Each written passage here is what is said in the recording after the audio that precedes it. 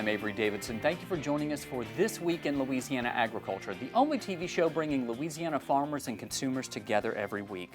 Louisiana is bracing for more rain this weekend after one of the wettest springs on record. Flooding has been widespread, including in hurricane-ravaged areas like Lake Charles, where nearly a foot of rain fell on a single day and swamped the city once again.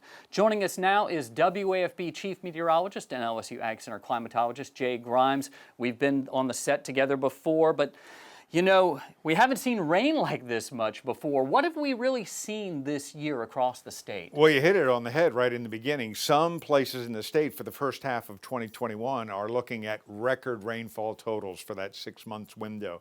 It's pretty impressive when you start talking about anywhere close to 40, maybe even 50, upwards of 60 inches of rain, especially across the southern parishes, and particularly in southeast Louisiana and everywhere. You see these shades of blue here. We're talking about rain totals for the first half of the year that are nearly double the norm. In fact, at 60 inches of rain in and around the Baton Rouge metro area, that's what they average for a whole year. And here we've got more than 6 months to go. So we're on tap to not only have a record first half of the year, but some sites may actually end up the year with the wettest year ever. Wow. And the bad thing is, you mentioned we do have some more rain on the way, but we'll touch on that directly in a moment. But pull out your crystal ball. What can we expect for the rest of this summer? All right, well, here's the deal. Right now, it looks like the summer will be fairly typical statewide and maybe a little on the wetter side for the southern part of the state. But generally, rainfall should be relatively well behaved. I do say should be.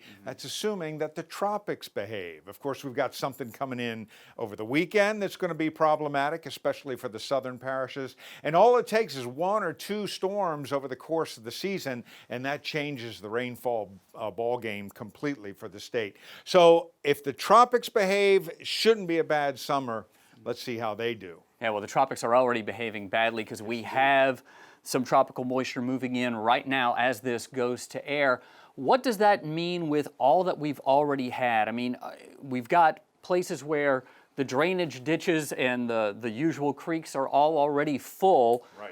So we have a tough hurricane season. What is that going to mean for us statewide when it comes to getting this water off? Well, this weekend is still a little bit of a question mark. We know that we're probably going to be dealing with a tropical depression. It might become Claudette, but the real question is not going to be the wind with this storm. It's going to be all about the rain and the path of the storm. Well, right now, we think that most of the heaviest rains are going to be down the southeastern quarter of the state, basically from the Atchafalaya Basin eastward.